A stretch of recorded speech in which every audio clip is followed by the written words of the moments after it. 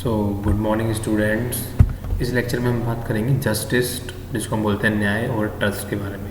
ठीक है, हर किसी इंसान को जस्टिस की नीड होती है, हर किसी इंसान को ट्रस्ट की नीड होती है। Everybody wants that the person who is in front of him और her that he give trust to him, after that he will give trust to him और her. Okay, so what is justice देखते हैं हम। According to human values justice क्या होता है? Justice is the recognition of values in relationship, their fulfillment, the right evaluation of the fulfillment resulting in the mutual happiness। तो basically हम इसके अंदर क्या पढ़ते हैं, बेसिकली हमारा जो फाइनल रिजल्ट होता है वो हैप्पीनेस के रिगार्डिंग भी होता है।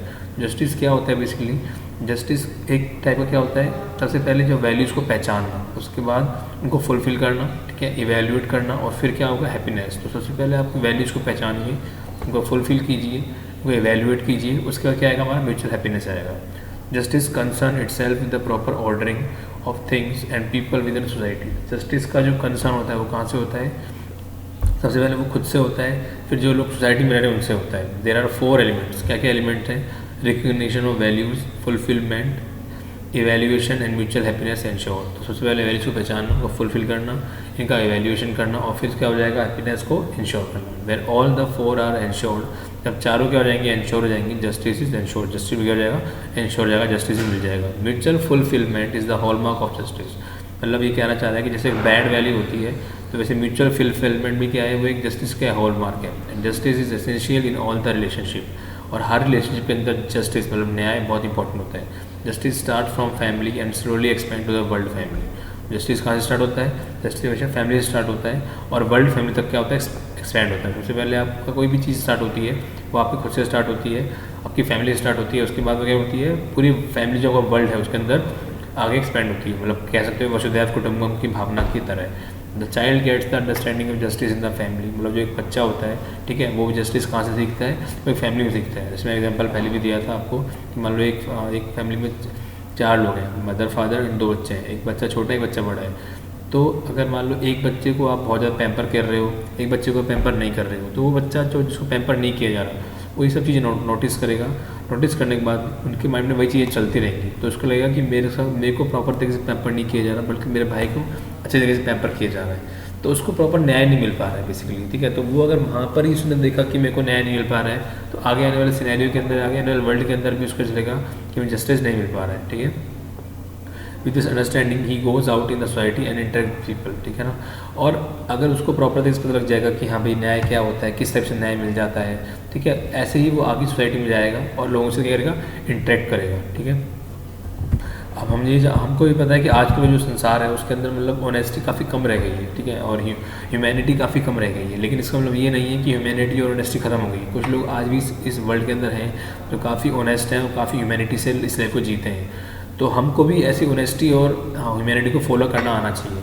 ठीक है, तो if the understanding of justice is ensured in the family, there will be justice in all the interaction we have in the world at large. अगर हमको फैमिली के अंदर ही जस्टिस मिल जाता है, ठीक है, तो पूरे वर्ल्ड को जब हम ग्लोबल स्टेज जाएंगे, लोगों से इंटरेक्ट करेंगे, तो मैं पाएंगे कि हमको इजीली हमें जस्टिस मिल पा रहा है, या फिर नहीं मिल पा रहा है तो हम ट्राई करेंगे हमको प्रॉपर तरीके जस्टिस मिले। If we don't understand the value in relationship, we are govern by our pretty prejudices and conditioning. मतलब इसका मतलब क्या हो गया कि अगर हमने रिलेशनशिप के अंदर वैल्यूज़ को समझा नहीं, ठीक है, तो we are govern by our pretty prejudices. Prejudices का मतलब यहाँ पर क्या होता है बच्चों? प्रीजिडियस मतलब यहाँ पर होता है कि आपके लिए प्रीजिडियस मतलब इंपॉर्टेंट नहीं है। ठीक है, आपकी जो वो चीज़ें हैं वो क्या है, बिल्कुल भी इम्पॉर्टेंट नहीं है।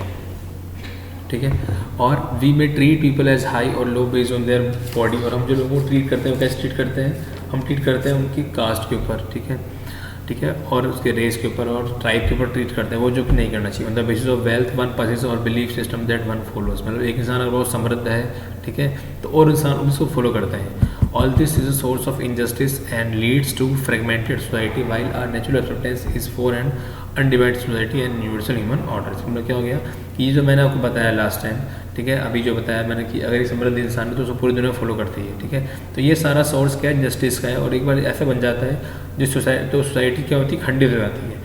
इसलिए जहाँ पर जो नेचुरल एक्सेप्टेंस है, जो खुद का एक्सेप्टेंस है, अगर खुद का एक्सेप्टेंस है, खुद की बातों को फॉलो कर रहे हो, ना कि और बातों को फॉलो कर रहे हो, ठीक है ना, अपने अकॉर्डिंग ज़िंदगी जी रहे हो, ठीक है, तो वो क्या कहलाएगा, उसके अकॉर्डिंग आपकी जो सोसाइटी होगी क्या होगी, वो अनडिवाइडेड हो जाएगी, एंड यूनिवर्सल ह्यूमन ऑर्डर। और जब कोई ह्यूमन ऑर्डर है, जिस तरीके से आप काम कर रहे हो, क्या होगा, सार्वभौमिक होगा। आगे चलते हैं। Having explored the harmony in the human beings we are able to explore the harmony in the family.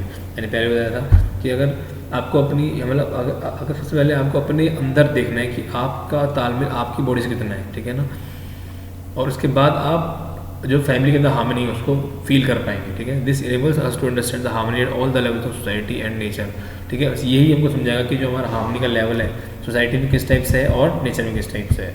And this is the way the harmony in are living grows, और यही तरीका होता है जिससे कि हम क्या होते हैं धीरे धीरे मैच्योर होते आते हैं और हमारे हार्मनी क्या होती है ग्रो करती रहती है। Slowly get the competence to live in harmony with all the human beings, ठीक है। हम धीरे धीरे क्या करते हैं, we slowly get the competence to live in harmony with all the human beings. मतलब धीरे धीरे क्या होती है हार्मनी, क्या होती है वो क्या होती है प्रॉपर तरीके से हमारे अंदर विराज हो जाती है, ठीक है ना। धीरे धीरे जैसे आपकी एज बढ़ती रहती है तो आप मैच्योर होने चल पड़ते हो, वैसे ही क्या होती है जब आप आगे सोसाइटी में जाओगे, ठीक है ना, तो आपके अंदर की जो क्षमता है, ठीक है, वो आपकी क्षमता क्या होगी थोड़ी और डेवलप हो जाएगी, ठीक है। तो उससे आपकी जो हार्मनी है, आपका जो तालमेल है वो क्या होगा और ग्रो करेगा। ट्रस्ट और विश्वास हम पढ़ चुके हैं कि ट्रस्ट क्या होता है, विश्वास क्या होता है, फिर भी देख लेते हैं हम। ट्रस्ट और विश्वास is the foundational value in relationship, काफ़ी बेसिक वैल्यू है। To be assured that each human being inherently wants oneself and the other to be happy and prosperous। मतलब इसके अंदर क्या है कि हर एक इंसान खुद से खुश रहना चाहता है, ठीक है, हैप्पी भी रहना चाहता है, प्रॉस्पिरस भी रहना चाहता है, ठीक है। और सामने वाले इंसान को अगर वो खुशी और प्रॉस्पिरस देना चाहेगा तो उसको हम क्या बोलेंगे, ट्रस्ट का एक तरीका है। Mutual trust is a shared belief that we can depend on each other to achieve a common purpose। Trust is the expectation of people that they can rely on our word.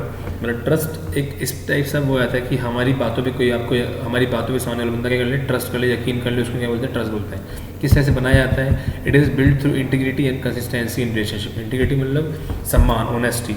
तो अगर आपके पास honesty है, consistency है काम करने की, तो क्या होता है वो ट्रस्ट बन जाता है। कुछ एस्पेक्ट्स हैं ट्रस्ट के, क्या क्या एस्पेक्ट्स हैं। पहला है इंटेंशन। इंटेंशन क्या होता है, मतलब चाहना, wanting to, our natural acceptance.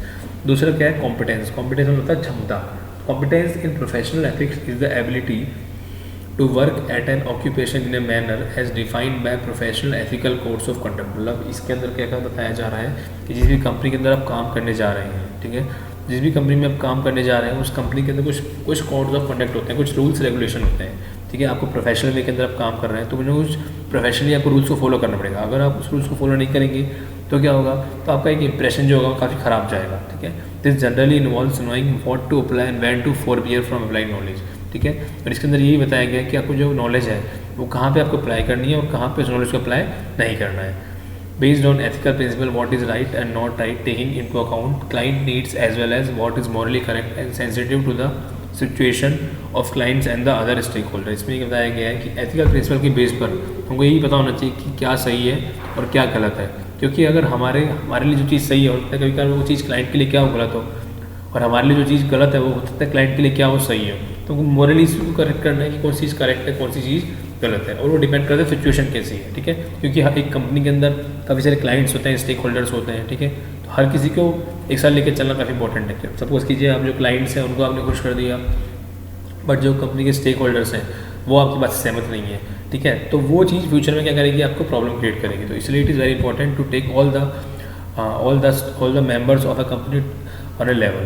Developing ethical competence or the value competence of an individual is the only effective way to ensure professional ethics। उसको मतलब कहना चाह रहा है कि ethical competence मतलब जो ethical क्षमता है आपकी, और जो value competence मतलब एक ही चीज़ हो गई, ठीक है, वही इफेक्ट करती है किसको, आपको professional ethics को इफेक्ट करती है। In absence of such a competence, administering oaths and prescribing codes of conduct become mere formalities। मतलब अगर वो आपको क्षमता ही नहीं है तो जो अभी आप ओथ ले रहे हैं या फिर आपके जो कोड ऑफ कंडक्ट है वो क्या होते हैं, ओनली फॉर्मेलिटी रहते हैं। अगर आप में क्षमता है तो ये सब चीज़ें क्या है, ये फॉर्मेलिटी नहीं होती, ये आपका क्या होता है, एक एनकरेजमेंट की तरह बाहर निकल के सामने आती है। कुछ फीचर्स होते हैं, वो फीचर्स क्या क्या होते हैं, ठीक है। तो कुछ फीचर्स होते हैं, इन फीचर्स के बारे में हम नेक्स्ट लेक्चर में पढ़ेंगे, ठीक है ना। और उस लेक्चर में हम कॉम्पिटेंस और इंटेंशन के जो डिफरेंस है उसके बारे में पढ़ेंगे। तो मैं आपसे यही बात बोलना चाहूँगा कि जहाँ पर भी आप काम कर रहे हैं, जिस वर्क प्लेस पर भी आप काम कर रहे हैं, तो इट इज़ वेरी इंपॉर्टेंट कि आपको जो उस पर्टिकुलर वर्क प्लेस है उसके जो कोड्स ऑफ कंडक्ट है वो आपको फॉलो करना चाहिए, ठीक है। अगर आपने उनको फॉलो नहीं किया तो उस टाइम क्या हो जाएगा, कुछ फ्यूड्स चालू हो जाते हैं, ठीक है, आपके HR के बीच में, फिर आपके बीच में कुछ फ्यूड्स चालू हो जाते हैं जो कि अच्छे नहीं होते हैं, ठीक है।